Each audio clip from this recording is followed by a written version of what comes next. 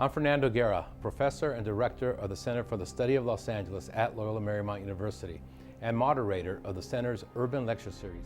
This year marks the culmination of several important events for our city. In addition to this being the 10th annual lecture series the Center has organized, it's also the university's 100th anniversary of serving Los Angeles with its educational experience. Also this year, the city will remember the tragedy of the 1992 riots that occurred 20 years ago. As Angelenos, we should not forget both the physical and emotional scars these disturbances had on our city. For this reason, the Center for the Study of LA is sponsoring a survey of Los Angeles residents and their attitudes and opinions over the last 20 years.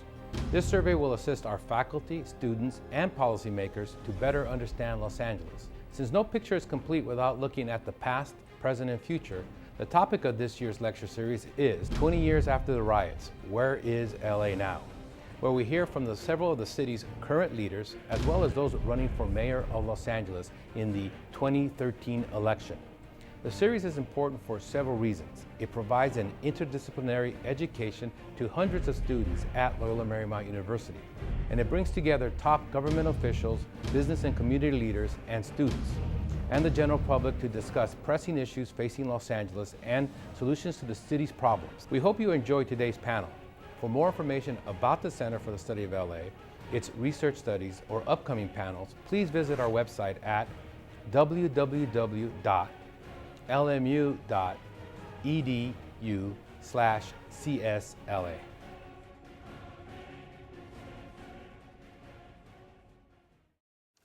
Welcome to Loyola Marymount University and the Urban Lecture Series. This is the 100th anniversary of Loyola Marymount University. It's also the 10th anniversary of the Urban Lecture Series. In addition, we will be commemorating, or at least discussing, 20 years after the riots. We've had a variety of different individuals come and speak to us, and today we have Kevin James, who is running for mayor of Los Angeles. Let me give you a real quick, brief introduction to Kevin. He was born and raised in Oklahoma, went to the University of Oklahoma or Oklahoma State. I always get those confused. Oh, it's so hard to confuse those two. It's like USC and UCLA. Yeah, the University of Oklahoma in Norman. Okay, then he went to Houston for his law degree, moved to Los Angeles, and in Los Angeles he worked for one of the largest law firms here in LA, then went to work for the U.S. Attorney's Office here in Los Angeles, left that, went back to private practice, and then started a career in being really an activist, but also a radio personality. He did that quite a bit here in Los Angeles, then went back to Oklahoma, did that, and then came back to Los Angeles. Only 10 months in Oklahoma then. Only 10 months, okay. But just the very first question though, you had to leave your radio show this past October because or were thinking about becoming a candidate. No, go ahead. Okay, well, explain to the students and to the audience the FCC rules about candidates who are on air, et cetera, which would also apply to, like, for instance, Fox TV or MSNBC and things of that nature. They're a bit different, and there's a set of rules. There's FCC rules, and then there are rules that the individual television station or radio station or their holding companies will apply. I left the radio show not because I was thinking about becoming a candidate, Dr. Guerra. We already were a candidate. We had begun raising money already for a number of months. The FCC rule would have taken me out about the filing time, maybe a little bit before, which would be this upcoming October, November. Radio station wanted me out about a year before. Okay. Because what they're concerned with there is that an argument is made that somehow your broadcast time would be a contribution or donation to your campaign of airtime. As a radio host, interestingly enough, I was unable to say that I was a candidate for mayor. Mm-hmm.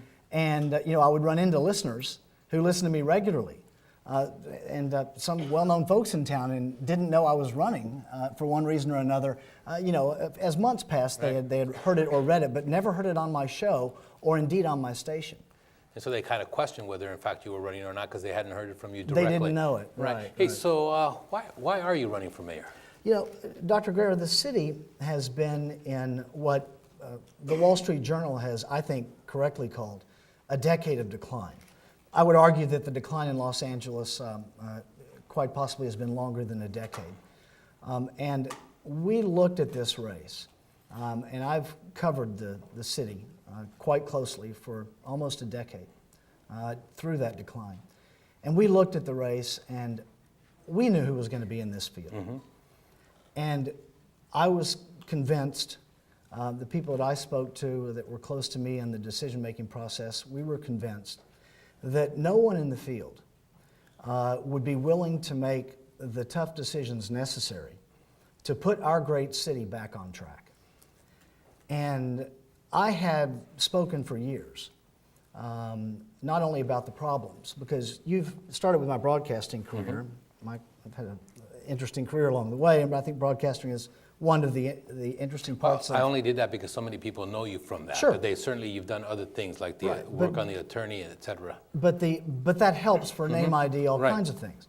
But one of the things that we do in radio broadcasting, people think of us as just talk show hosts and we just talk all the time. To fill at one point in my career for a number of years, we had 5 hours a night of radio broadcasting. And you don't fill that just by talking all the time. You spend a lot of time listening. And I focus my show on local Los Angeles issues for a couple of reasons. One of them was the fact that I felt that there was a lack of local programming covering local city issues, and I thought we needed it. So I understood what a lot of the problems were because I heard it from communities all over town. And we started offering solutions. And then you start looking at a mayoral field, and I don't see anyone willing, and they've demonstrated this by their current record, their unwillingness to make the changes that need to be made and the reforms that we need in City Hall to turn Los Angeles around and put it back on track. When I take a look, when we started talking and putting this forum together, of course, you take a look at the political pundits, the insiders, and your name would come up and people would say, well, we don't know if he's a top-tier candidate or second-tier. And we made the decision that you needed to be part of this because from our perspective, some of the polls that we had seen, you actually pulled a little bit higher than some of the people they considered first tier, number one, and number two, the amount of money that you raised. But nonetheless, you recognize that there are others in this race who are better known. So what's the strategy for you in terms of overcoming not one, not two, but maybe 3 or 4 individuals who have higher name ID, have more money, and more government experience? Well, first of all, you said, let me take your question in a couple of different aspects. You said better known. The key aspect of that, Dr. Guerra, is why they're better known. If they are better known, I would argue that if they're the City Hall insiders, they're better known as the city's managers in a city that has been nationally recognized as mismanaged. So some of them may be better known, but not better known in a way that's going to help them in this campaign. That's point number one. You talked about 4 people better funded with more government experience. I will give that as far as elected officials are concerned. And by the way, the other 4 opponents, and no secrets here. I'm not going to try and play a political dance with you. I'll tell you who they are. You all know. You'll hear from them. They've all met them. It's Wendy Gruhl, Jan Perry, and Eric Garcetti are the 3 electeds. Austin Buettner is the City Hall's, is the first deputy mayor. You don't get much more insider than that. He was the deputy mayor for a number of months, well over a year with Mayor Villaraigosa. So they had that inside City Hall experience.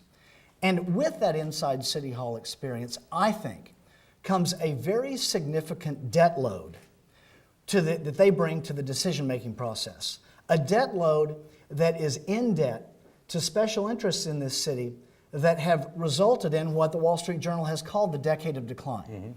So it's interesting, and my point is proven by the actions of my opponents doing all that they can to create their new image as the outsider in this race. Well, I'm the only outsider in this race, but I'm an outsider from a unique perspective. You talked about my years as an activist. So you say outsider, you've never worked at City Hall. I've never worked inside, well, I've had access to City Hall as a member of the media and someone who has covered it. But I've never been employed in City Hall. And that's what I meant. Right? I have been employed in the government. I was an assistant United States attorney in Los Angeles from 1990 to 1993. I'm 48 years old. My entire professional career has been in LA. I came here in May of 1987.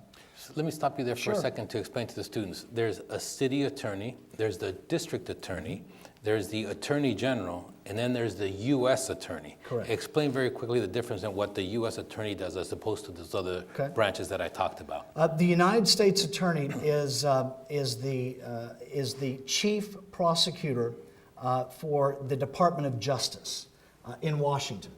And there are federal districts throughout the United States.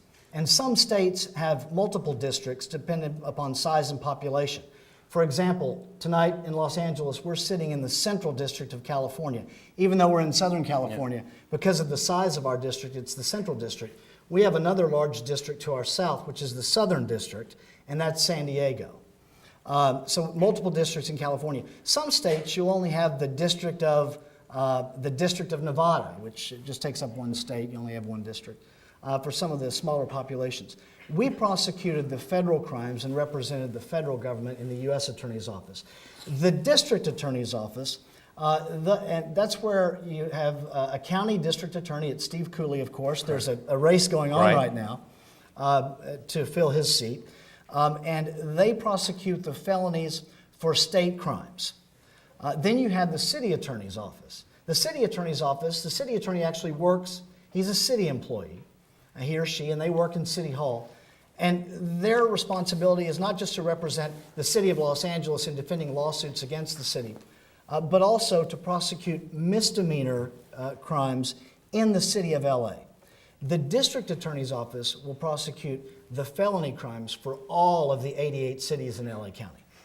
Now, back to the question about political strategy. You are the outsider, as you say. You are the least known, definitely amongst insiders, but probably better known than most outsiders would typically be. So what is your strategy from a campaign perspective to win this election? It's two chapters, really. First of all, on name ID. You mentioned polling, and we poll pretty well. We poll pretty well for a number of reasons. One, it's a decade of building a name and covering Los Angeles. And I'm not going to deny that we get some help from, you mentioned it earlier, from the movie actor. It does, it makes my name easy and for people to remember. So that's obviously something that, as an outsider, we took into account. But the two chapters, chapter one, we see a very realistic route to a runoff. I'm happy to share that with you. And once we make the runoff, then it's truly insider versus outsider. Our narrative will be much more detailed than this, but if I were to simplify it in just a couple of sentences, in the runoff, I would say to really anyone, if you are happy with the way that Los Angeles is being run, that's your candidate. But if there is anything about the city of Los Angeles that you want changed, I'm your candidate. It can be that simple in a runoff. So then the idea that there are 4 other candidates means that everybody cuts into everybody's base, and so that I cannot imagine that any one candidate right now would get more than 30%. So in that scenario, you can get 23, 24% and actually be in second place, and then it's a whole new ballgame. Given that, does the possible addition to County Supervisor Seth Yaroslavsky help or hurt your strategy? Depends on who you talk to. You asked me the question. I think, and the reason I asked him Saturday night to join the race, I think it helps. Right. He'll try and position himself, and I saw a part of his video here. Interestingly enough, someone who's been in office for by then 40 years or so is working to position himself as an outsider, which I think lends credence to the outsider position and the value that the polling shows that has. But let's talk about a base. I see 3 or 4 bases that we will draw from. First of all, Republicans. It's no secret I'm the only registered Republican in this race. The Republican Party in the city is familiar with me through my years of covering the city on the radio, although all of our solutions are nonpartisan, common sense solutions. And I'm happy to go through those as well, but it is a base for us to draw from. The second part of our base really does come from Democrats and Green Party members, declined estates, that have been familiar with and have listened to my show. And they come from all over the city, just like the Republicans come from all over the city. But my audience, interestingly enough, the radio station did some research some time back. And a couple of things interesting about my radio audience that they discovered. One was the high percentage of women listeners to my radio show, highest percentage, I'm not sure why that was. But secondly, I also had the highest percentage of self-identified Democrats in the study that we conducted. And the reason for that was quite simple. I was on at night, and so my stick, as we called it, covered the city of LA. I didn't power down to Orange County, as we did during the daytime. But also, because I was covering local issues, as opposed to more partisan Sacramento and Washington issues, we had a nice following of registered Democrats as well as declined estates.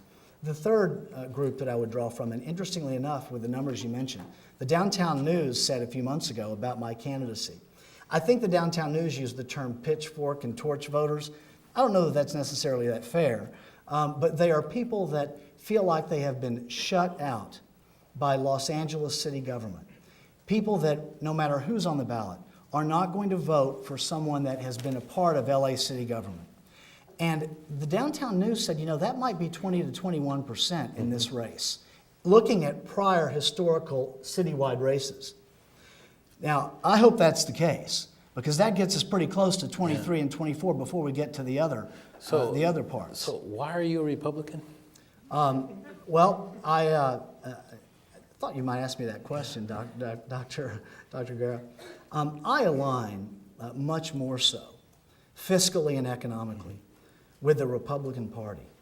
And I am absolutely convinced that if we don't get our fiscal house in order, particularly when it comes to municipalities, that we are in for what will be potentially, these young people here, their entire lifetimes of lost opportunities that you and I both had. But you, obviously, you're very politically aware, but you're aware of the decline of the Republican Party in California, and specifically in Los Angeles. Only 18% of registered voters in the city of Los Angeles are registered as Republicans. What's going on there?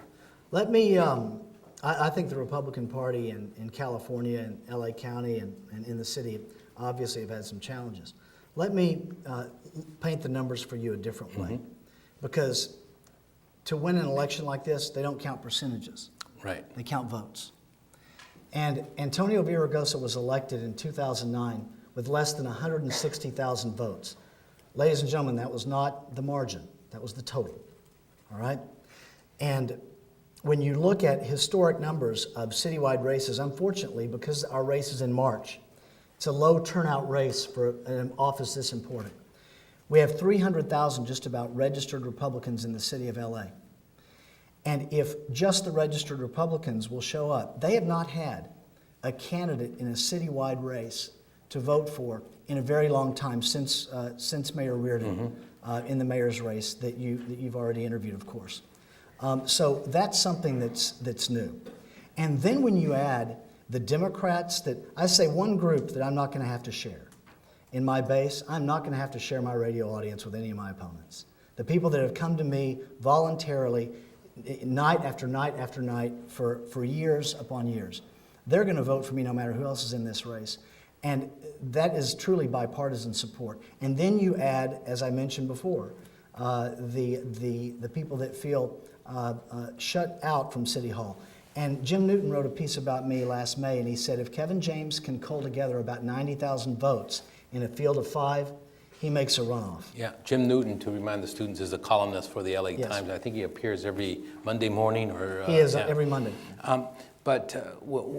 There's also issues with the Republican Party and social issues that I think concern you directly. Talk about those. Well, the issues I'm running on in this race, Dr. Guerra, are not social issues. I've got priorities for this city to put our city back on track that include, and I'll get to your question, I know where you're going, of course, but that includes making the city more business friendly for jobs, budgeting with true long-term solutions, spending infrastructure money on infrastructure projects, public education, corruption in City Hall, city government reform, transportation, public safety. All right, those are all important. You asked me about the social issues in connection with the Republican Party.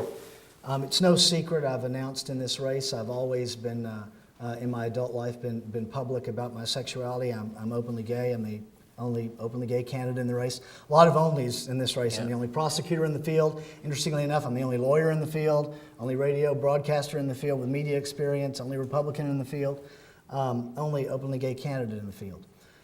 And I've been involved in issues surrounding our community for a very long time. I moved here in May of 1987 in the midst of what was the AIDS crisis in our community, and was instantly involved on the volunteer level in local AIDS charities. I spent years with local AIDS charities and rose to the point where I was the chairman of the board of the largest AIDS service organization, well, second largest AIDS service organization in the world at the time, and that was AIDS Project Los Angeles. So social issues, particularly as of late, issues about gays in the military, as well as same-sex marriage. Those are issues that I've worked on in the past in the sense of gays in the military.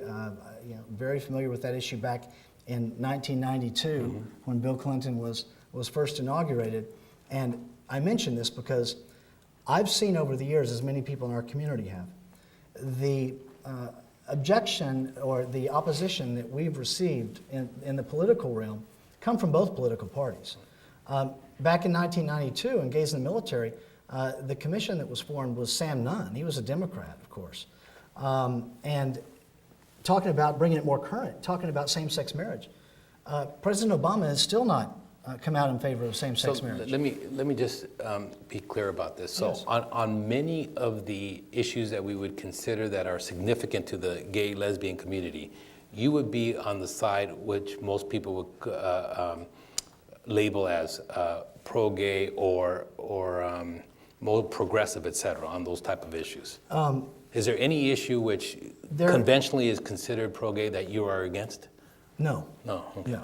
I think my record in the gay Right. community for years speaks for itself, and no, I would be for what the Right. traditional issues you're talking about. I just wanted to make sure that the students understood that Yeah. you're not running No, away at all from those issues. I am publicly pro-gay marriage. As a matter of fact, I have a speech that I've given to conservatives over the years on how they should support same-sex marriage. And how is that received? Surprisingly, in your mind perhaps, quite well received, particularly in California. I've given that speech recently. It's been written about online. But one thing that I want to But it's got to be tough to be a gay Republican compared to a gay Democrat. Oh, I think you're right. But one of the things I say to people in my community, and I get the question more from young gay people who ask me the question, and I often will throw the question back to them by saying, would you agree with me, as you just mentioned, would you agree with me that in fact, while I can convince you and prove that both political parties have thrown opposition to the gay community as recent as now, most of the opposition comes from the Republican Party. You would agree with me? Yes. Then isn't that where my work should be as a member of my community?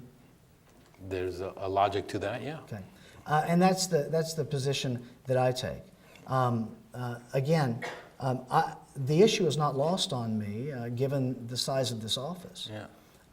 But it has, frankly, little, I believe, to do with the work that I would be able to do as an outsider, and in a way that's separate and apart from my opponents in getting things done to change the city of Los Angeles. Right. So I know we've been talking about Democrat, Republican, but just to remind the audience and the students that it's a nonpartisan race, so that on the ballot, when you see everybody's name, there will not be Democrat or Republican listed on there. Correct. And so that, in a sense, that information is not provided to the voters, and that you would have to, as a candidate, provide that information to Republicans and outreach to them. Well, or the media, or of course, or fine gentlemen like yourself who mentioned, who asked a question. He's a Republican and he's gay. I've heard that. Yeah. So let me ask you some very general questions about the city. Sure. Do you think the city's going in the right direction or the wrong direction? The wrong direction. Now, Now, Sorry, did I step on your, before you finish that question? No. City's going in the wrong direction. And when you say that, what are the issues that you think of that lead you to that conclusion? What time is it? I mean, I could sit here for a long time. The top three. Let me take a few of them. I may give you 5 of them. All right, because I'm going to be, even if you give me 3, I'm going to be able to loop a couple of them together, so I'm going to get to them. All right, number 1, this city has an unemployment rate that is 50% higher than the national unemployment rate. And that affects all of you in this room that want to graduate and find a good job. You know, I don't mention this to rub it in or anything, but when Dr. Guerra and I got out of school, he maybe a few years younger than me, but when we got out of school, we were recruited for jobs. And that's not something that I hear from young people today. And that happened when I left law school as well. And quite frankly, the way that I found my way to Los Angeles, thank goodness for me, in 1987. So we have chased business away. It is an absolute shame to me. I have made my living since 1993. I've always had more than one job. But I've made my living in the entertainment industry as a lawyer. We represent actors. That's how I stumbled into the talk radio industry. And watching our industry leave Hollywood is incredibly frustrating for me. Runaway film production, a term that we should have never, ever So come let me from stop our you lips. there. So yes. Unemployment is obviously a national issue, and then as you mentioned, it's higher here in LA. But what can the city of LA do to create jobs? The city of LA can do a lot to create jobs. We have to make the city competitive with our neighbors. And a way to do so is to create an environment that will keep businesses here. We have so many incredible assets in not only in our city, but in our surrounding region. Talking about the entertainment industry a moment ago, every major studio is either headquartered in LA or borders LA, every one of them. Every major television network either has the headquarters here or a headquarters here. So we can, unlike a lot of cities that have lost industries, we can bring those jobs back. But to do so, the city must make the environment more welcoming. There are 2 ways to do this primarily. Number 1, we must, and every mayoral candidate is going to talk about this, Dr. Guerra, talking about business tax reform in our city. But the difference between me and the 4 of them, they've been talking about it for this decade of decline. And every time they have tried to attempt, and they've had the Business Tax Advisory Committee, they had BTAC 1 at the beginning of the decade. Now they're at BTAC 2. We don't have any serious business tax reform, and they'll continue to talk about it into the next administration and beyond. I'll do it differently. On day 1 as mayor, I will send the elimination of the gross receipts method of taxation, not the elimination of the business tax, but the elimination of the gross receipts method. Just so you know, gross receipts is when they take the money right off the top. I always say there's 2 groups that get away with taking money off the top, the City of Los Angeles and the Mafia. Now, one of the things that, and they always run into this problem, the opposition from the City Council. I will run around the City Council. I'll give them 30 days to return the elimination of the gross receipts method of tax calculation to me, but if they don't return it to me in 30 days, I'm going to go right to the voters. I'm going to become a radio host again. I'm going to go back on the airwaves. I'm going to go on the television airwaves. I'm going to continue my neighborhood council tour and talk to groups like this every day and night to get the elimination of that method of taxation on the ballot. Because if the City Council won't give it to us, I will give it to us. We will give it to them together. And I guarantee it only takes 74,000 votes to get an ordinance like that on the ballot. And I can get those votes, especially when all of my opponents talked about supporting it. So the gross receipts, it produces what, about $460 million. Okay, I was $160 million off. Yeah. So $460 million Roughly. in the budget, which is a significant portion. Significant. And so your method would not eliminate the $460 million, but it would collect about how much? Interestingly enough, there is a USC. Are you familiar with the USC study? I don't know about USC. USC conducted, what is USC? The Business Tax Advisory Committee and the City Council commissioned a study that came out of the USC Business School that was published just last summer 2011. Oh, yes, it's that small university by downtown. Exactly. Okay, go ahead. The one that's still struggling to find a football presence. That's correct. Right. Those of us from Oklahoma, I have adopted the Trojan football team. LMU was undefeated this year. It's probably because they didn't play any games. That's correct. But that's an aside. Go ahead. I get the guy. Yeah, okay, I get it. But USC's study. Hey, by the way, LMU basketball team is still playing right now as we speak. USC ended a long time ago. They did. On to other things. All right, we'll talk about. I have a feeling you're going to get to the either/or questions later. Yeah. And I brought some grades with me, by the way. Okay. But and they're not incomplete. But the USC commissioned a study in 2011, and they said that if you eliminate the gross receipts tax altogether, the increase in generation of other taxes in the city, you would see an increase in the city's revenues go up to $640 million. Now, what they're talking about there, it's not difficult math. We don't need more taxes as much as we need more taxpayers. And if you bring more businesses to the city and enable existing businesses to stay, sales tax revenues go up. Property tax revenues to go up. Utility users tax revenues go up. Parking tax revenues go up. Documentary transfer tax revenues go up. All of those tax revenues go up, but you've created to the city so we can afford our services. But in the meantime, you've created a business environment that will bring new businesses here and keep new businesses here. But there's a time lag, though, and that's, I think, what many of the, to be frank, what the city council is concerned with, that in theory, what you've talked about makes sense, and you could kind of, you can do a real good job in terms of the argument, but then there's going to be a lag time, and what do you do during those years, especially right now with the budget deficits that we have? And what do they say that lag time is, Professor? About 4 years? Isn't that what they say? Yeah. About 4 years? Now, I always say if we had started 4 years ago, that lag time would be over. If we'd started 8 years ago, we might be in surplus right now. So we can talk about lag time for the next 4 years and the 4 years beyond that. You're talking about a hole in the budget. When I talk about, and the hole that you're talking about is if you just eliminate the tax altogether. I'm not proposing that.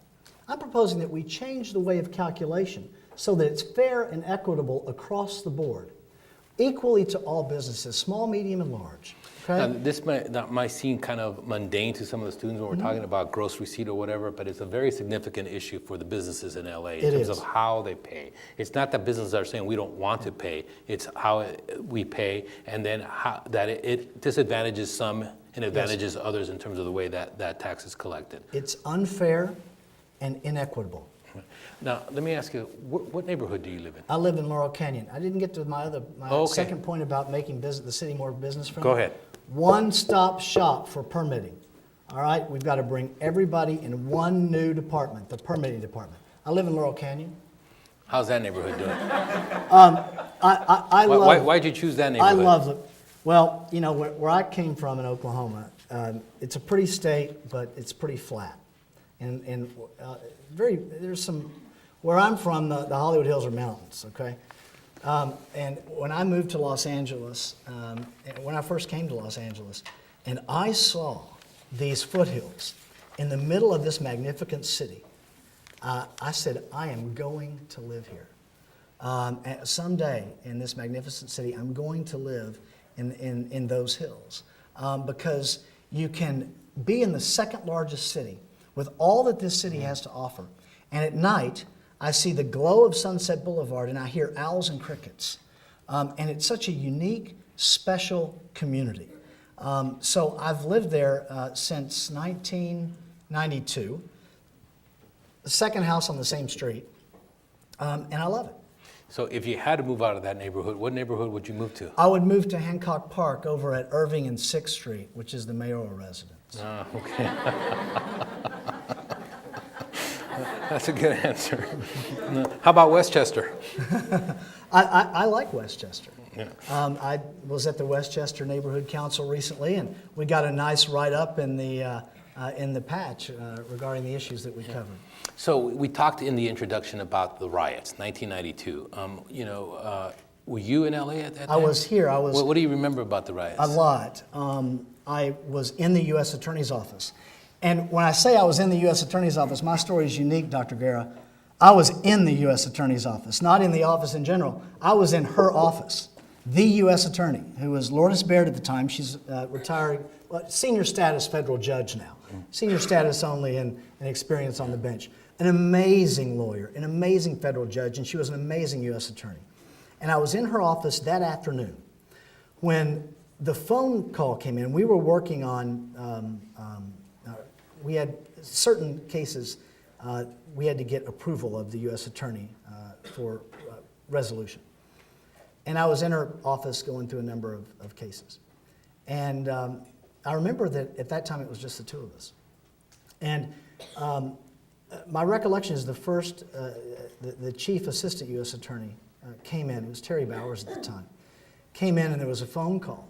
And what had happened is, law enforcement has intelligence on the street. And we had intelligence then that we were getting through that there were going to be problems, in parts of the city that were getting back to us. And she took that call. I left the office. I left her office. And then we were sent home early that evening. And then, of course, I remember going home and seeing the images that so many other people saw. And interestingly enough, just to fast forward for a moment, it was maybe 15 months later, working in that same office, the federal civil rights trial came to our office to be tried by my colleagues and people that I worked with after the, after the... Is the city safer now than it was 20 years ago? Overall, I do think that the city is safer now than it was 20 years ago. So that's one area where there has been some improvement. I think there has been some improvement. I'm very concerned, though, Dr. Guerra, with AB 109. AB 109, ladies and gentlemen, is the state legislature's bill that was passed. They call it prison realignment, which is kind of a soft term, that they're going to be sending some prisoners home early, and because of prison overcrowding and various requirements that they must meet. And I'm very concerned about what that will do to public safety. I have regular communications, not only with law enforcement that are in the streets now, but also with prosecutors at the very highest level. And has that been implemented already? I know the law passed. It is already seeing implementation, yes, as of October. So when you think about 20 years and we think about LA now, do you think it's likely that another riot would happen within the next 5 years? No. Not at all? No. You have no thoughts about that? That the underlying structure, unemployment? I said no. It's not that I don't have thoughts about it. I think that there are many areas where we have not made the progress that we needed to make in those 20 years. And I know you've done this research as I have, Dr. Guerra. You read news reports at 5 years out, the 5-year anniversary, here's where we are and here's what we haven't done. 10-year anniversary, here's where we are and here's what we haven't done. They look like the 5-year anniversary. Right. 15-year anniversary, that looked like the 5-year anniversary. Here we are at 20 years. But there's something different, and it's the internet. When I spoke, I'll never forget, I was going to be a guest lecturer at the University of Oklahoma when I was there for a few months in 2004, and I walked into a room that was a bit larger than this. And you guys all walked in, and you popped up these laptops. I mean, I was familiar with a laptop, but I wasn't used to people having them in class. When I was to date myself a little bit, but we didn't have the internet in 1992. And with the internet, young people understand each other better. I think that the racial divide is brought down in municipalities and in cities like ours. We're the most diverse city in the country, maybe even the world. Mm-hmm. And that is our greatest asset in many ways, but it's also caused problems. We just talked about with the riots. But with technology and with the internet and with young people now connecting in new ways, I don't see riots happening again like that. So is the LAPD doing a better job? Has it improved? Yes. And when you think about Police Chief Charlie Beck, if you were to be elected mayor, Charlie Beck would still be serving his first term and would come before you to be reappointed. Given what you know right now and his performance, would you be inclined to reappoint him? I would be inclined to interview him. The reason is, Charlie Beck, and by the way, when he was in the pool of other candidates. He was one of the candidates that I thought was obviously one of the strongest candidates from the wider field. I was familiar with Chief Beck, actually, because an issue that was very important to me that I've worked with as a radio host was exposing the existence of the rape kit backlog. It was unbelievable to me that we had a backlog the size that we did, that our city officials allowed it to get to that point. Chief Beck was one of the point people that we worked with when we were working with the Rape Treatment Center and a number of other community organizations to expose that backlog and eradicate it. And I thought he was terrific to work with. Elaborate on that a little bit for the students, what the kit is and how it's supposed to work. And now I will get back to Charlie Beck to answer your question. Let me just paint a realistic picture for you. This is a hard picture to paint, but it is absolutely reality. And I truly hope that no one in this room ever has to become familiar with anything like this. When a person is raped, when a woman is raped, their body is a crime scene. And not only after they've had to go through this trauma of the rape, but then they find themselves in a typically, oftentimes, a very cold environment where someone has to go back and retrace the crime in essence and take pieces of DNA evidence off of their body, and obviously the most private places, and it's very intrusive. And because a rape victim is after the rape, because they're then forced through necessity of justice to go through that process, because we have to have the evidence to convict the rapist. The fact that our police department and public safety committee in the Los Angeles City Council let those rape kits sit on shelves for years collecting dust to the point that statutes of limitations were passing, and was beyond me. As opposed to doing what with them? As opposed to simply testing them. It is very simple to test these kits. And what's amazing with technology now, when you test a kit, see, those rape kits, every one of those rape kits represents a victim. A sister, a daughter, a cousin, a mother, a girlfriend, a wife, but they also represent a rapist. And when the rapists were hearing on the streets that in Los Angeles rape kits are not being tested, they're repeat offenders, all right?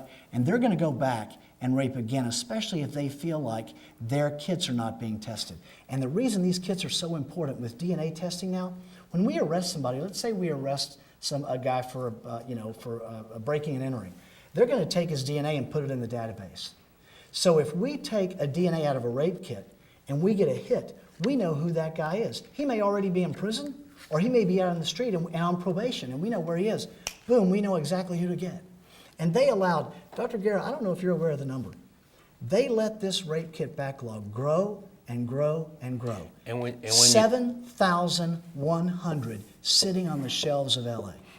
And when you ask LAPD why that was allowed to occur, they typically talk about budgets, personnel, they didn't have money. And let me tell you what I knew as a radio host.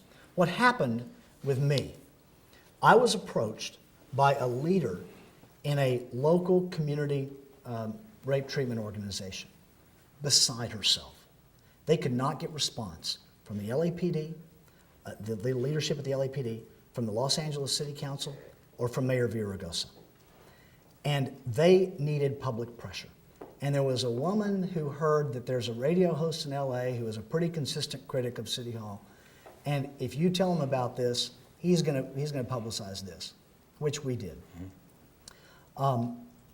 After we did that, there was, and I was happy to see, the Los Angeles Daily News wrote stories, and they assessed blame, which you needed to do. And I knew, as a radio host and somebody who followed government, that we were going to find money. Not only did we find money, but you know what frustrates me to no end? We had money. We had $1.5 million in a grant from the federal government, and they didn't use it. What happens when they don't use the federal money? It goes back. So not only did we have it and not use it, good luck getting it the next time around. But once we exposed it, once we embarrassed them into doing what was necessary, then miraculously the city council made it a priority and found that money. So going back to the question I asked you about LAPD, are they doing an excellent or good job? I think the LAPD is doing a good job. Let me tell you, there are problems though. what frustrates me too, and I speak regularly with law enforcement officers. When you're on late at night, lots of LAPD officers and other law enforcement officers tune in, and I would hear from them regularly through email and telephone calls. They would call the show, and I meet them. I ran into one recently at an event who came up to me and said, "Hey, I listen to your show regularly." Of course, I said, "You're the one." Yeah. And we finally found our audience member, but I hear constantly that while we have 9,963 officers, which is great, I would love to see the LAPD maintain that level. We will maintain that level. We're not spending enough time on the streets. We're spending too much time, our officers are spending too much time behind the desk with paperwork that now, I believe in many respects, is unnecessary. So that goes to the leadership, and we're talking about Charlie Beck. Yes. And so would you, you said you would interview him, so your automatic response is not to say you automatically get reappointed? No, he would not automatically be reappointed. I suspect that I would have other applicants, and I would give them a fair look as well. I think the way the process works is that there's only one applicant at that point. It's whether to reappoint him or not. And if he's not reappointed, then there's an applicant pool. And so the choice has to be either him or go out. I suspect, I could be wrong, Dr. Guerra, but I suspect that if we reopen the applicant pool, and if Charlie Beck would like to be the police chief again, he would resubmit. Well, sure. Okay, so that's why I think I have the opportunity to interview others as well, which I would do. He would not, to be clear, to answer your question. Sometimes I have trouble finding answers on your videos, but and no fault of yours, by the way. You push pretty hard. I would not automatically reappoint Chief Beck.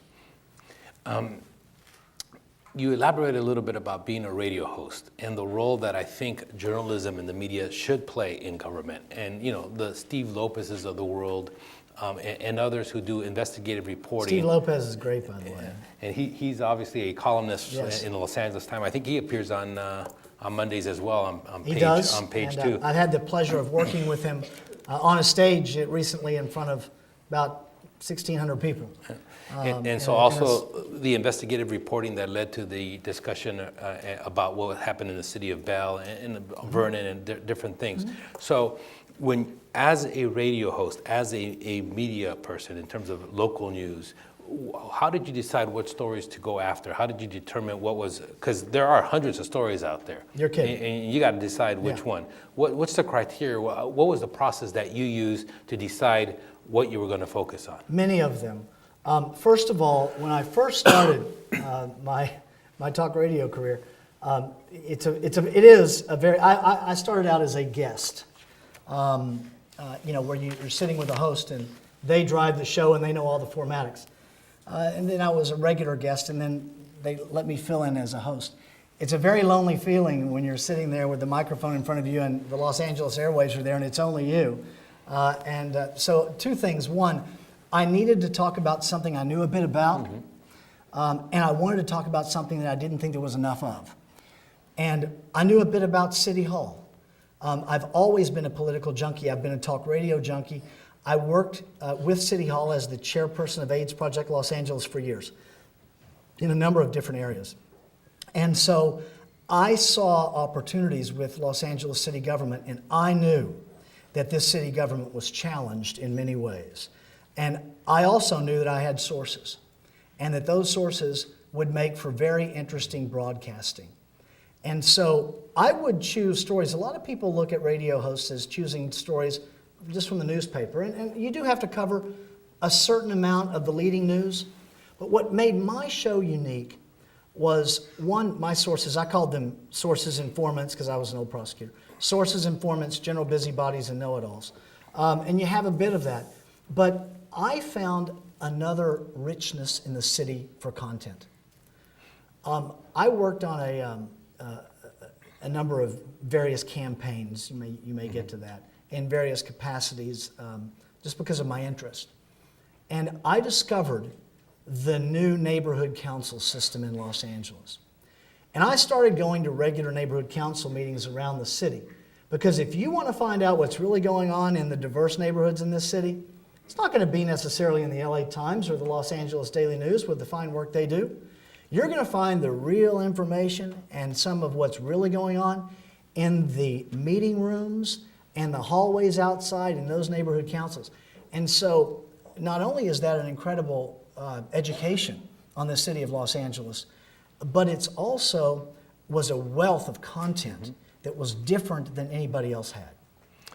We are at Loyola Marymount University having a conversation with Kevin James, candidate for mayor of Los Angeles. The election will be in March 2013. Former part of the Office of the Attorney General, private practice, radio host, Kevin James. You know, One besides, more thing. Sure. I knew, maybe it's being a former assistant U.S. attorney, I used to call it on my radio show prosecutorial instinct. But I knew, Dr. Guerra, that the corruption, the culture of corruption in Los Angeles was going to grow. And I knew that we were going to start seeing indictments through my sources and through other contacts. And I knew that this culture would just take hold in Los Angeles.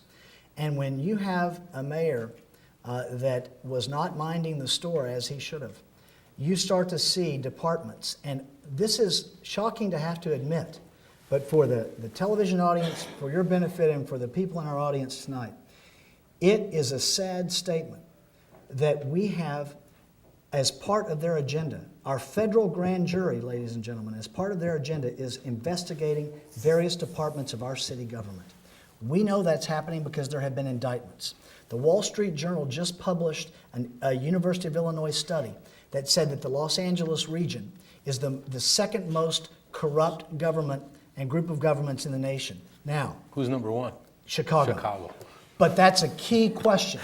And Steve Lopez is the one who honed in on this. I knew this. Yeah. I'm reading the story saying, but wait a minute. In Chicago, all of their public corruption cases are prosecuted by the feds, by the U.S. Attorney's Office. In Los Angeles, you prosecute some at the federal level and many at the district attorney's level. The University of Illinois didn't consider what was going on at the DA's level. I spoke with the DA on Saturday night.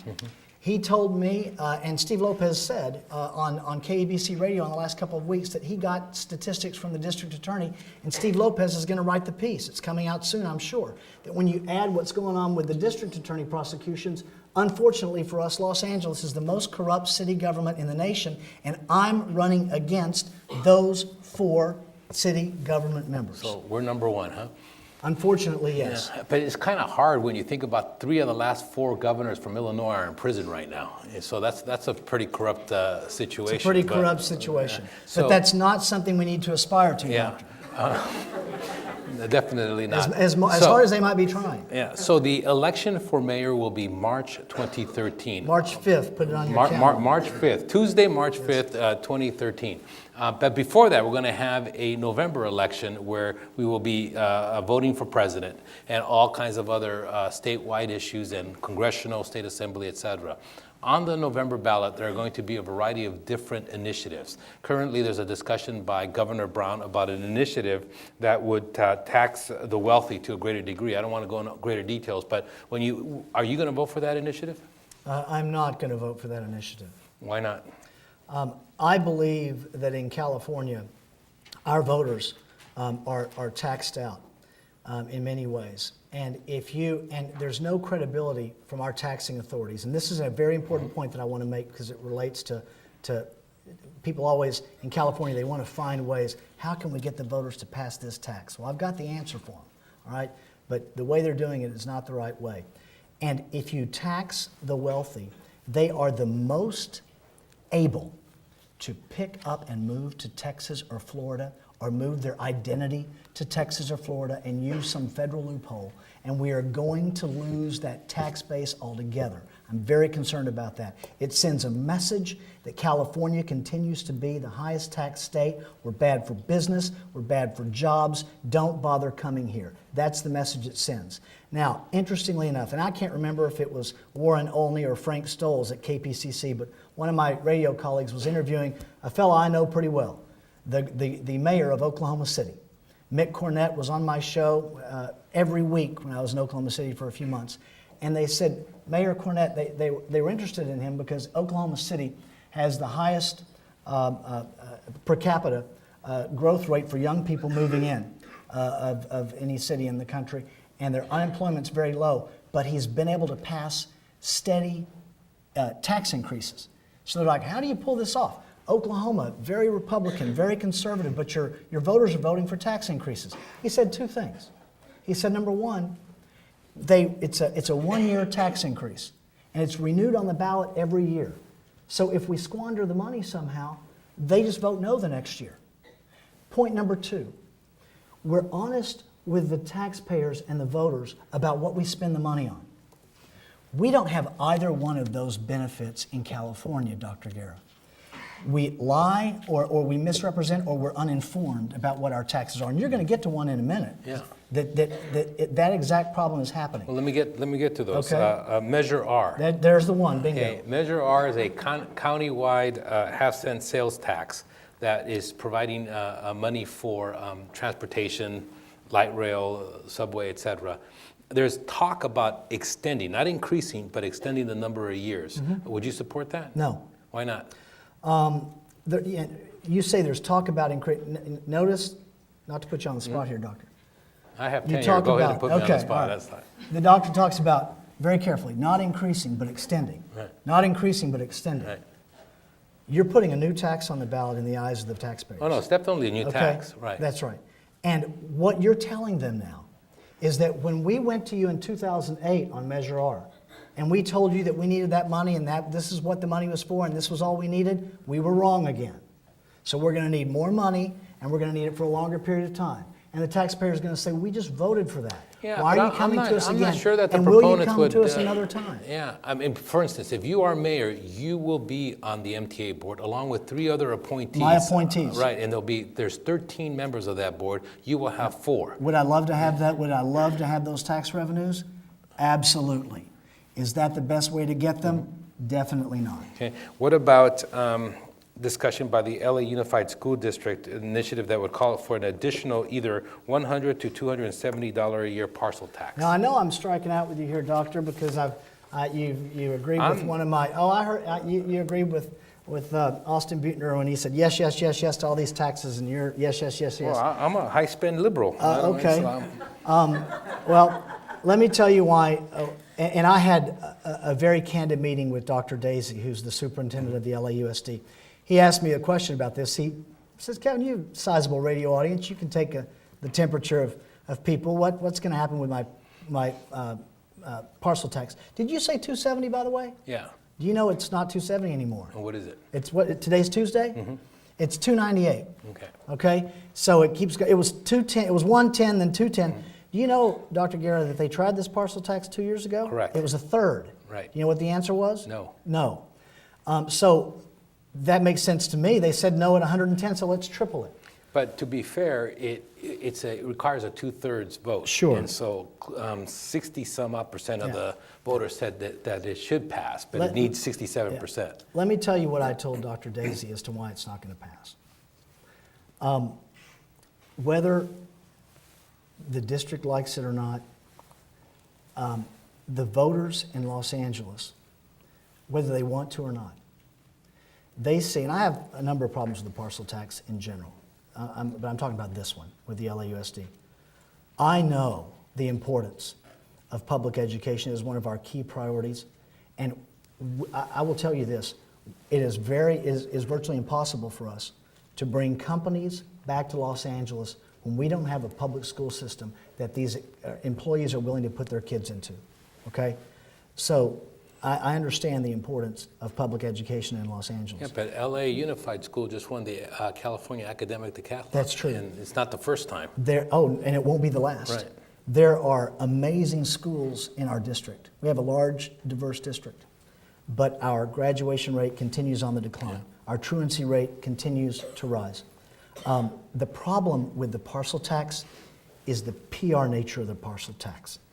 The voters, whether they even recognize, and I suspect that most do, the difference between the education budget and the construction budget, you want to go ask them for $298, you got me on the 270, $298 more per family, per home owning family. Per year. Per year. and they see the LAUSD spending $500 million on one high school with talking benches and waterfalls, they are not that keen on giving up more tax money. When they see a $250 million facade on the downtown school, but they hear that we can't afford finger paints for the students on the inside, they're not real keen that the money's being well spent. When they read about the horrific molestation charges and the inaction by district officials, they are very unlikely to want to pony up more money. Like I gave you the example with the mayor of Oklahoma City on how he is able to get tax increases, for the superintendent, taxpayers and parents want to see results. And until they see results, I see a couple of things. One, the decline, the rejection of the parcel tax. But they also need to see that their money is being spent wisely. I believe that parents and taxpayers will give money and will vote in tax increases for the schools. But to do so, they have to see that the money is being wisely spent, and they have to see results. And that is going to have to come before another tax increase. Right. How about the $11.1 billion bond measure to overhaul the state water system? How are you going to vote on that? Has that qualified? No, it has none. Okay. None of these have qualified. Well, these are just, I can tell you which ones are going to get on the ballot. LAUSD parcel tax will be on the ballot. Jerry Brown is going to work no, out. that reason is because the board has to vote for it. So it's just that's going. right. I'm just right. telling you which ones are going to be. Okay. Jerry Brown's going to work out a deal. Yeah. For a couple of tax increases. I don't think Molly Munger and her tax increase, she's not going to go away. She can afford not to. So I think that'll be on the ballot, which frustrates the governor a bit. But the water bond, I don't know that it makes it to the ballot. But let me talk about, this is a very important issue. And just like budgeting, you know, my campaign strategists say you're not going to win a race talking about budgeting. That's not sexy enough. I think people are understanding, though, the crisis in the city when you have bad budgeting like we do, so it's becoming much more of a common conversation. But same when you talk about water bonds and water measures. Very important to municipalities. But I think we need to look at, and as far as the water bond, frankly, I want to see its final form. Right, which we don't have yet. Which we don't have, before I tell you how I would vote. If it's well done and it's fair and we've got enough accountability, and I'm convinced that we need a water bond, I'm not afraid to support, because I recognize the need. But I also think that we need to look into alternative methods of providing a safe drinking water to our communities, and desalination You plants. talked about that on your website. Yeah, I've talked about it there, and they're not, desalination plants. Now I recognize there are issues, cost issues, though you would recoup that quickly. Environmentalists don't like it. Environmentalists don't like older technology of it.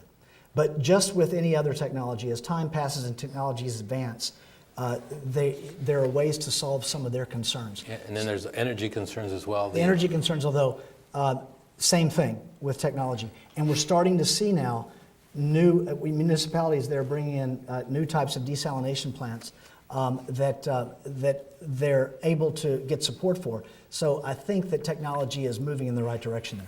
Let me ask you another question about an initiative that has not qualified, and it's not certain that will qualify. It's called the California Opportunity and Prosperity Act. Mm-hmm. And let me read you a little bit of the wording. It would decriminalize foreign workers without papers if they pay state taxes, know or are learning English, do not have felony convictions or are suspected terrorists, are not a public charge, and have lived in California since before January 1st, 2008, meaning that they have had to have been here 5 years by the time it's implemented. So if you were voting today, would you support that? Are all of those all of those items that you just listed are all good things. But let me tell you why I don't think that that's a workable piece of legislation. You know this. It is subject to the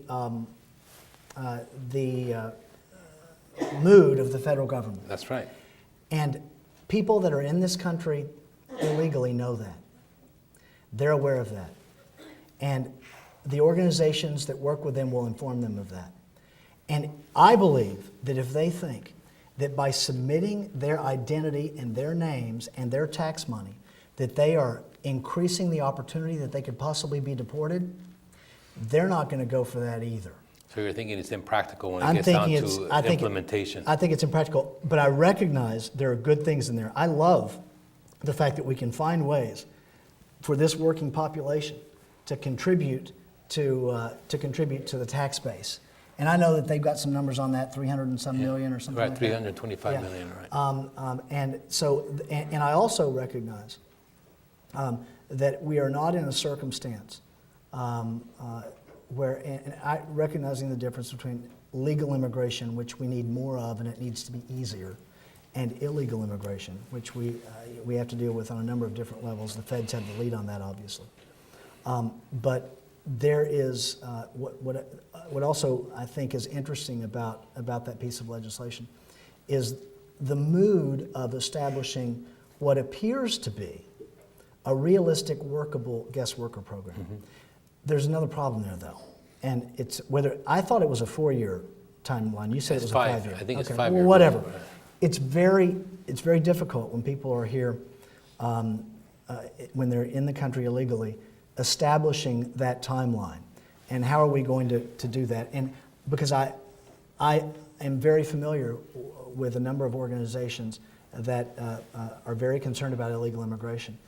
And they are very concerned about the ability to monitor that.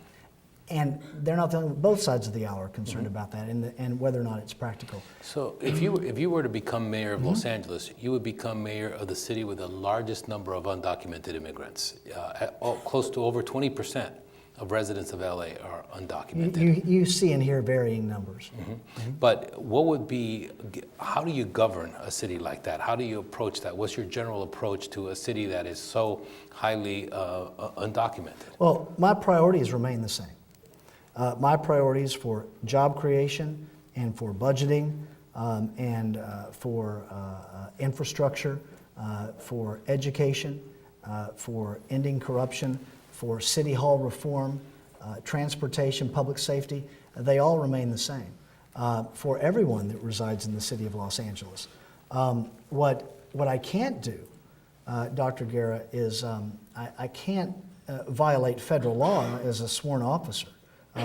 Taking an oath as a public official, which I would not do. So I would advocate as well for serious reform in Washington. How it takes, what form it takes depends on the next administration. This administration has demonstrated an unwillingness. When I say this administration, I'm talking about in Washington and the last 2 Congresses, an unwillingness to deal with the issue.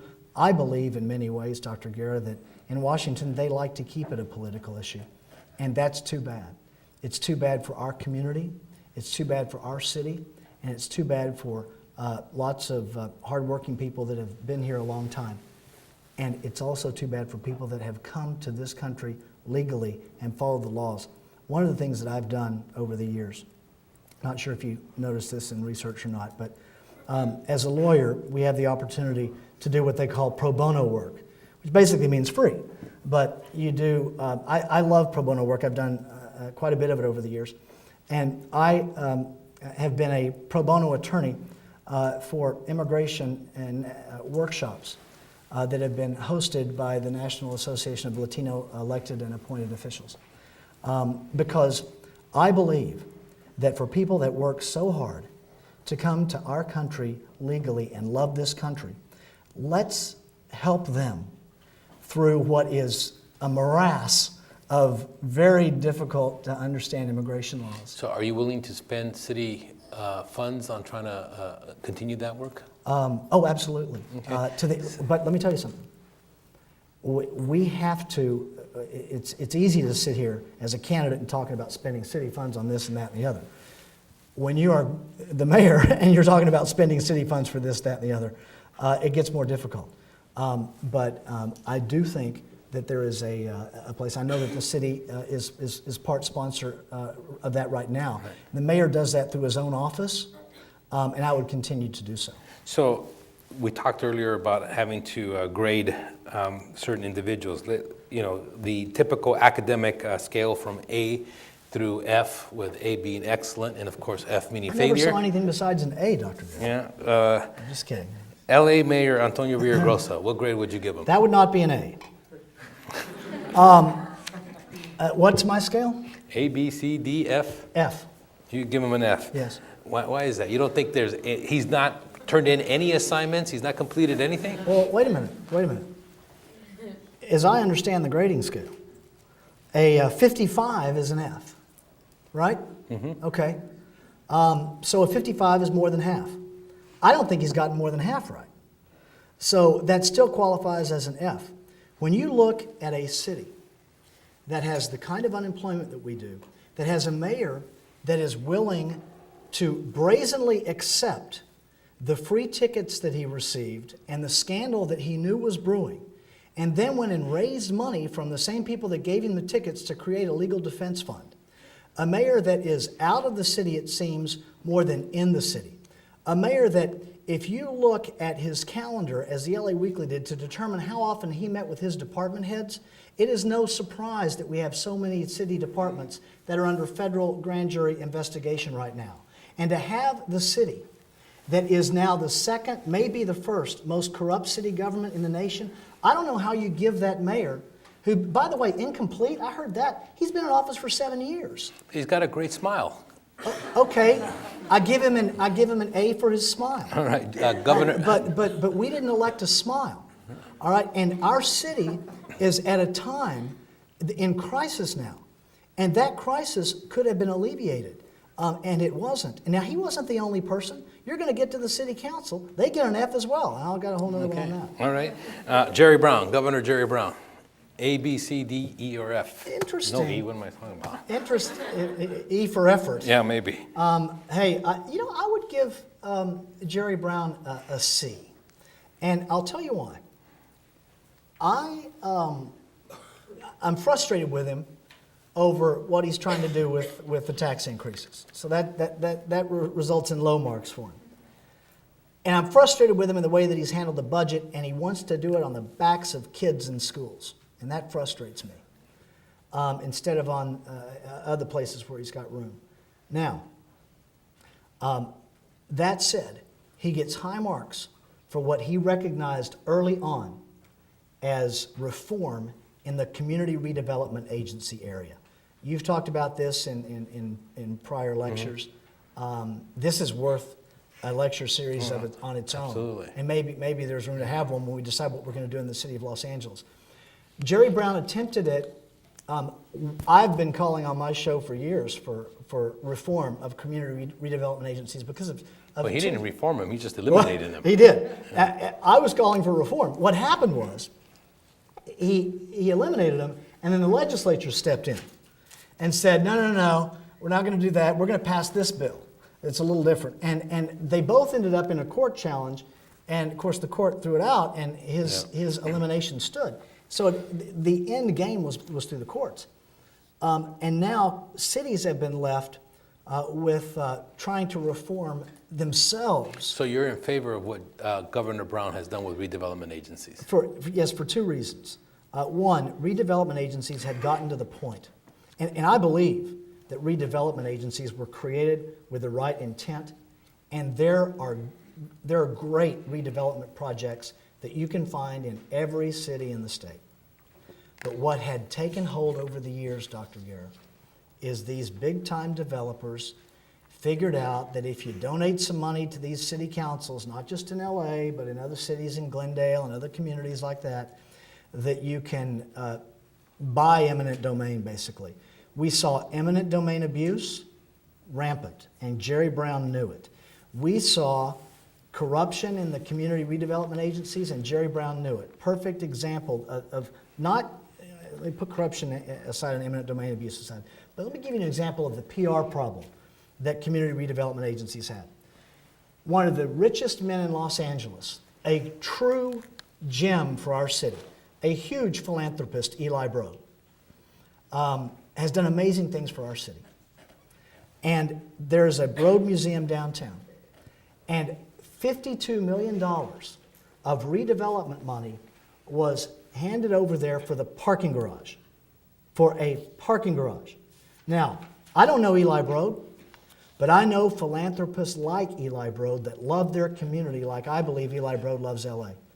And Eli Broad who's worth billions of dollars, would have spent that money on his own if that were the necessity, just to provide what was needed for the museum that had his name on it. I guarantee it, because I've negotiated with people like Eli Broad over the years in my law practice. And the CRA did not require that.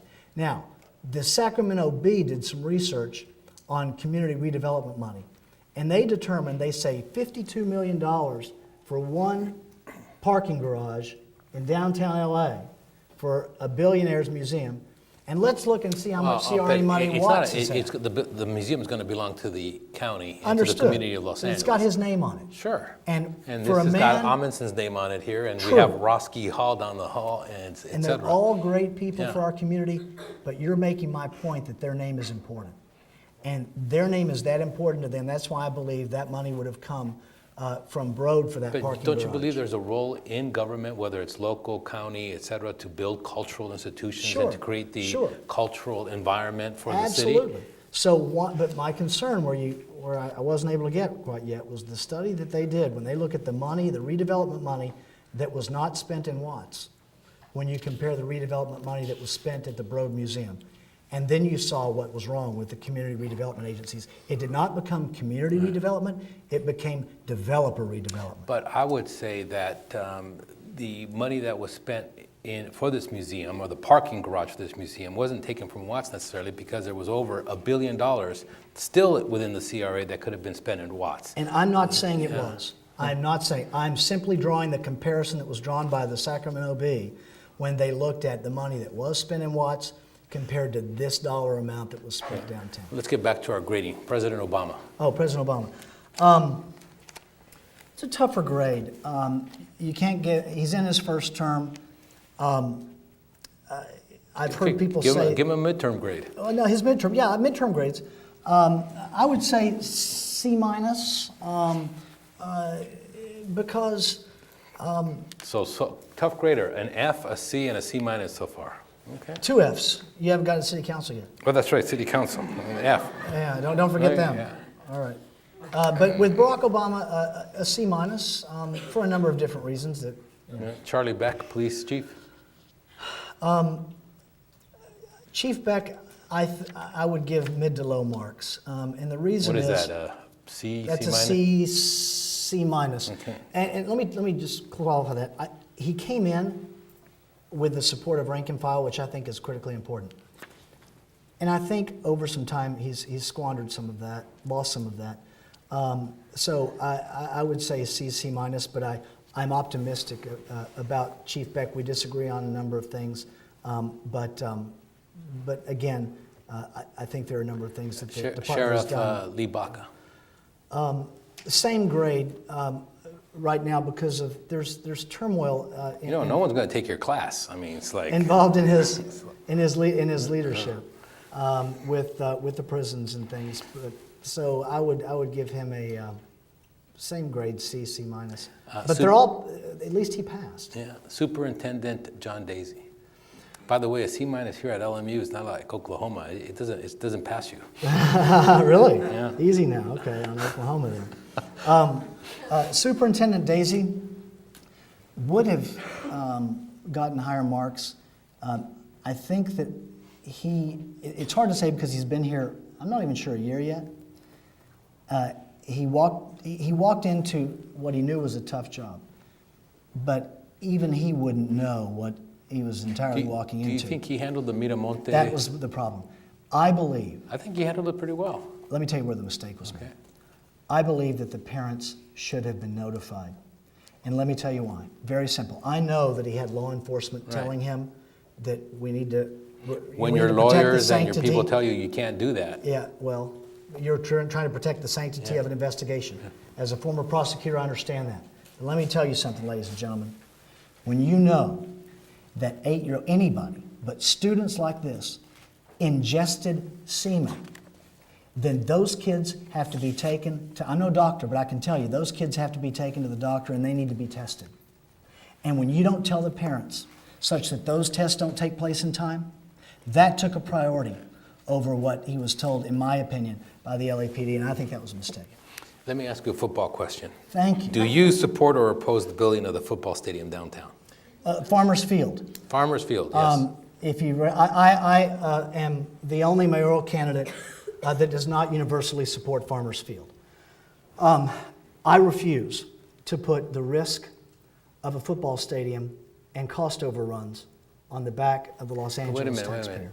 The AEG, Anschutz Entertainment Group, is the one that's going to spend the money, $1 billion. It's their money. So where's it? So they have cost overruns. It's not the city budget. We'll talk about that in a second. There are bonds that will have to be obtained as well. But they have nothing to do with the Let's talk about the football stadium. Okay. First of all, we don't get any stadium unless Roger Goodell from the NFL says yes. That's correct. Period. Right. You agree? Yes. So when I hear Jan Perry say across the stage from me at a recent debate that the that's available on video, that the economic revitalization of the city of Los Angeles is around a football stadium, I'm going to step in and say that I refuse to allow the economic revitalization of the city, as she describes, to be in the hands of Roger Goodell, who I don't think has LA's best interest in mind. He's got the NFL's best interest in mind. So first of all, he should. He's the commissioner. That's his right. job. But LA is not his job. That's correct. And so the other issue is, if what we are doing today, I was speaking to a reporter today about this. With the NFL, we're basically reading tea leaves on whether or not the city of LA is going to get a stadium. But so who cares though? Let them. I care. But it's not our money. Yes, it is. You're missing a very important point, Dr. Guerra. Okay. They are killing our convention business. Do you know that we lost a major 9,000-bed convention for 2014 because of uncertainty around I would make the argument that AEG has done more for the LA convention business than anybody else, given their building of LA Live in the Staples Center. I mean, they have the model. They built Staples Center with their own money. They did. Yeah, and to knock down what was there, and there were some city bonds, and they said that if the ticket tax doesn't pay for those bonds, that they would step up and pay for them, which they have. It's the same exact model. It's worked for 10 years. Same exact model. I like one of the models that they had earlier on for the convention center, where we have a convention center without the football stadium that is contiguous to the convention hotel. If you put a football stadium in downtown Los Angeles and plop it on top of the West Hall, and these are some of the problems I have with Farmers Field. Number one, we don't know if we're going to get it because of the NFL. I'm concerned about the death to the convention business in the meantime. And we're having cancellations happen. They promised us that they would cover that convention center business. We have not received that check yet. If you plop a football stadium on the top of the West Hall, you have to destroy the West Hall. Correct. For convention centers, and then they're going to rebuild over near the South Hall. Right. For conventioneers, to get to their convention, they're now going to have to go from the JW Marriott around a football stadium. Now, I know that there's no problem with traffic or downtown. through the stadium. So, yeah, or through the stadium. But try that during a game day. And I also know that we have significant traffic problems in downtown Los Angeles.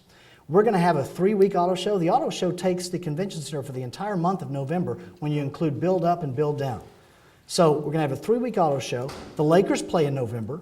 We're going to have 2 football teams, they've said. So we're going to have football games going on there.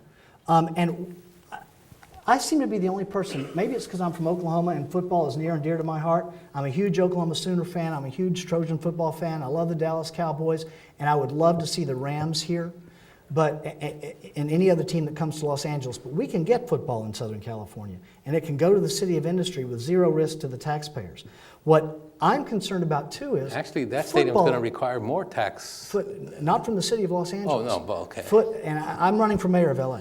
And you don't want the stadium here. No, football. It's not worth the risk. And I can paint an incredible picture here. Football is a tailgating environment. It is not like baseball or basketball, and they don't seem to understand that. There is no tailgating around Farmers Field. You're not going to put tailgaters in a parking garage. And they talk about you're just not. They talk a little fire problem, but they talk about people taking public transportation to Farmers Field. Do you, Dr. Guerra, know what percentage of people in New York, where they don't have cars, take public transportation to see the Jets and the Giants? I have no idea. Less than 20%, way less than 20%. And the reason? You can't get your barbecue on the subway. All right? So they are, and the same thing is true here in Southern California. And yes, they tell us that there's no public money involved.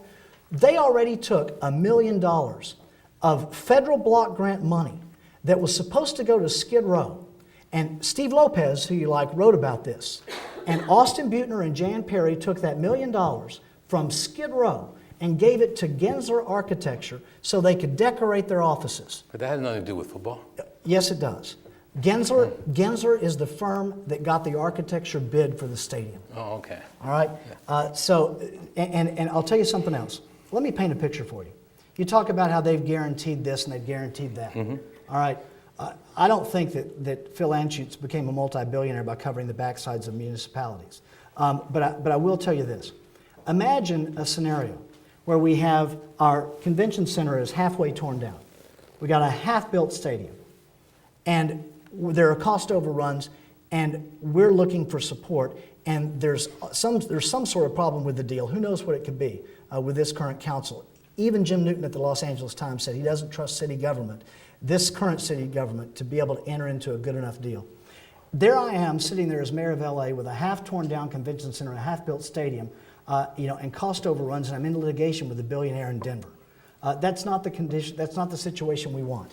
I've got a much better plan for a convention center that will make us a top 5 convention city. There's no risk to the taxpayers, and we'll have football in Southern California, and we won't have to figure out what to do with 72,000 fans on a Monday night when there's a Laker game, Taylor Swift's performing, and everything else is going on downtown. I ain't going to Taylor Swift. So let me ask you this. So you want to know if I support Farmers Field? Obviously you don't. Okay. Okay. Not in its current form. Look, if we bring a good... there's never been a better deal on any football stadium ever built. I disagree. Well, which one? No, name me one football deal that was better for a city and less risk for a city. How can you say it's better for a city with less risk for a city when it's not even built yet? Because he's going to put $1 billion, his own money. And what's... Well, it's like every other stadium, the city's got to put... what happened in Sacramento right now? What happened in Sacramento last month? And when it's $1.6 billion, so right? what? It's his money. All right. And if it goes overrun, we don't say you got to build it. If Anschutz is going to build this stadium completely with his money, if we have a convention center that is top 5, as Look, they talk our about. convention center is a white elephant. It's not going to be top 5, with the football stadium. And they can sufficiently mitigate the environmental concerns and the traffic concerns, then I would be for football in downtown Los Angeles. But I don't see that yet. City attorney. I'm not running for that office. Why not? So let me, this scenario. You get closer and closer to filing, and you continue to spend money on doing polling. And it's no matter how you cut the numbers, it suggests that you probably won't make the runoff. But if you were to run for city attorney, not only would you make the runoff, but that you would be the favorite going in. Would you think about changing? No, as I sit here today, I don't think I would think about changing. One, it's a hypothetical that, I don't know that we're going to be polling the city attorney race. I've read, people have said, oh, well, maybe James ought to look at the controller's race if that scenario happens. Be uniquely qualified, perhaps, for any of those offices. But the most work that we can get done, as I mentioned at the beginning of our discussion tonight, comes from being the mayor of Los Angeles. Let me tell you something that I believe would happen with this city attorney. I'm not sure. But one of the things that I have seen happen is significant cuts in the city attorney's budget from this last city attorney, from a city council that I think made that decision and made it a political decision to hurt his ability to run that office. I don't want to see that happen again. So that's why a person that wants to reform the city like I do needs to be in an office that has the bully pulpit and the power to go to the power of the people and to get things done that we need to get done. And being in the city attorney's office or the controller's office wouldn't be able to get that done. Given what looks like the map of what city government would be. Well, I want to thank Mr. James for coming and talking to our students, and he's certainly going to be in the race to stay. So thank you very much. Thank you for being here. Thank you, I appreciate it. Thank you.